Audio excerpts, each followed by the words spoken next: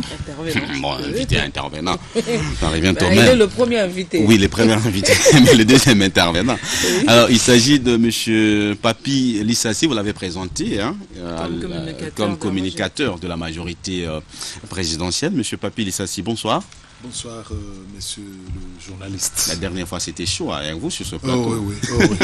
Je me rappelle encore. Voilà, vous êtes le bienvenu. Alors, avec vous, on va parler de ces boycotts annoncés par une frange de l'opposition. Boycott, bien entendu, de la session extraordinaire qui sera convoquée très bientôt. Dans les deux chambres du Parlement, mais le boycott ici concerne plus la chambre basse parce que ce sont les députés nationaux qui ont annoncé ce boycott.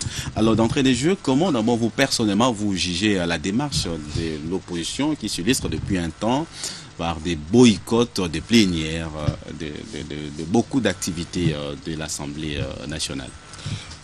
Merci beaucoup, monsieur le journaliste, pour la question. Le grand problème, c'est que j'ai beaucoup de respect avec nos députés nationaux parce que le grand problème, c'est qu'ils doivent éviter de faire le préjugé. C'est ce que moi je souligne.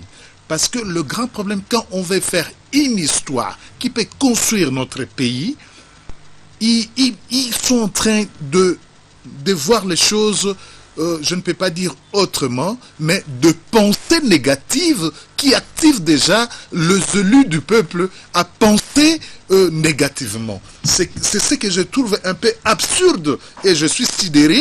Il y a des responsables politiques au niveau de l'opposition que j'ai beaucoup d'estime, à l'instar de Etienne Tshisekedi, de Lissanga Bonganga, de Basile Ehombo, des gens qui ont compris au moins. Papi Lissassi, ces députés n'ont-ils pas raison parce que la loi a été rejetée à la session du mois de septembre? Pourquoi cette précipitation? Pourquoi convoquer une session extraordinaire? La loi a été rejetée. Le grand problème, c'est que nous courons derrière la montre parce qu'ils ont demandé le calendrier électoral global. La CENI a fait son travail. Et après avoir fait son travail, on commence maintenant à chercher de faux fouillants. C'est ce que nous regrettons. Comment le calendrier est là. Comment vous parlez de faux fouillants alors que la loi, la loi sur la répartition des sièges a été proposée et a été rejetée? Comment vous parlez de faux fouillants? N'ont-ils pas raison? Est-ce que ce n'est pas l'intention de tricher ou déjà de tomber dans le glissement? Donc, le grand problème, c'est que l'opposition politique doit être d'abord responsable. Quand je dis responsable, ils doivent montrer l'amour du patrie. C'est ça le grand problème, oui. Madame. Être responsable, c'est-à-dire d'abord avaler tout ce que la majorité venez discuter sur la table. Nous sommes africains. S'il y a des problèmes à traiter, on va traiter des problèmes qui sont cruciaux.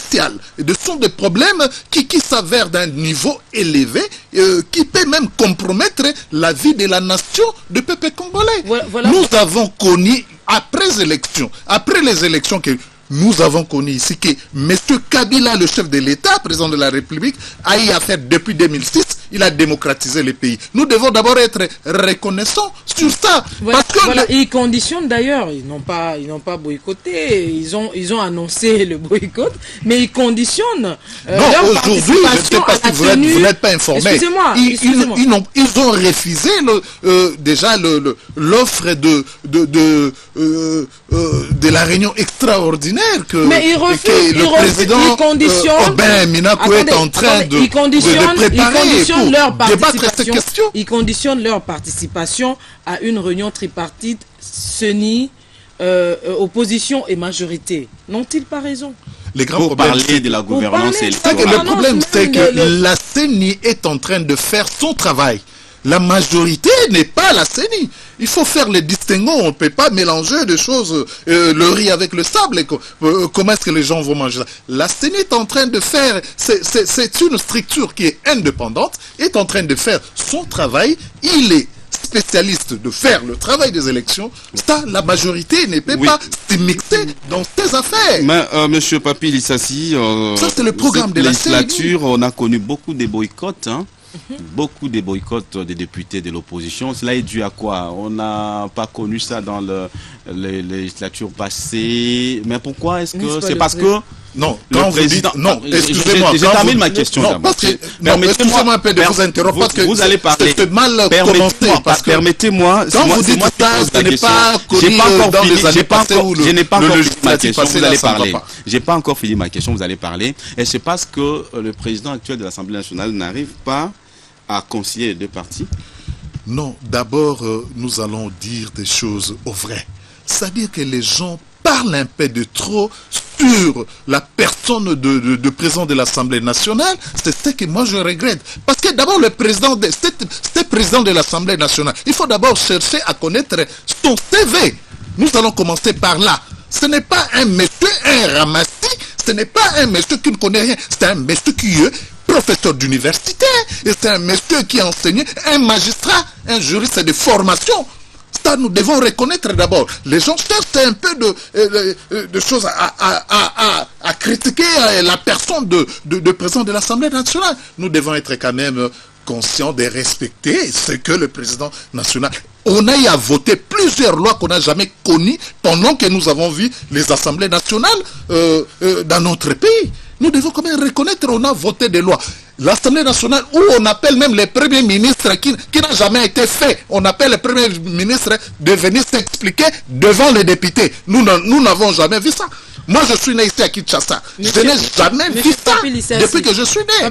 Nous devons dire des choses vraies. On appelle tout le monde, en commençant par le Premier ministre, le ministre d'État et tous les ministres. Est-ce qu'il y a nécessité aujourd'hui de débattre sur cette loi en session extraordinaire? Répondez. Oui, madame. Moi, je dis oui parce que il y a des questions. Comment est-ce que nous allons donner à la CENI un outil pour servir à avoir des élections locales? Nous devons lui donner un outil. Comment est-ce que nous devons répartir les nouvelles provinces que nous devrons avoir? Comment est-ce que nous allons répartir? Parce que vous voulez les élections. C'est l'intention d'atteindre les Non, les grands problèmes, quand on veut une chose avec son contraire, monsieur Fidèle, c'est là où c'est dangereux. La confusion, voilà. Donc, un message heureusement, le journaliste, vous avez compris. Parce qu'on demande une chose, les élections. Mais maintenant, on veut faire la structure qui va nous donner des élections, des lois qui vont nous amener à faire des élections transparentes et apaisées. Mais les gens maintenant refusent cette question. Mais nous voulons quoi maintenant? Nous ne voulons moi, pas. Je vous réponds. C'est nous qui posons des questions. Moi, je prends. Vous avez la politique de débat. Alors, pour terminer avec vous, quel message vous lancez à ces opposants qui annoncent déjà les boycotts de cette session extraordinaire? Les grands problèmes, c'est que je demande à l'opposition politique qui sont dans le Parlement, les députés, de faire preuve, de transcender. Je leur demande ça. En tant qu'acteur politique, je leur demande de transcender, de laisser d'abord voir de petits conflits ou de différends qui sont en train de se créer entre les députés nationaux, mais de voir d'abord l'intérêt supérieur de la nation. Très bien. Et puis, j'ai une chose à souligner. Vous ajoutez? Oui, excusez-moi d'ajouter ça. Allez-y.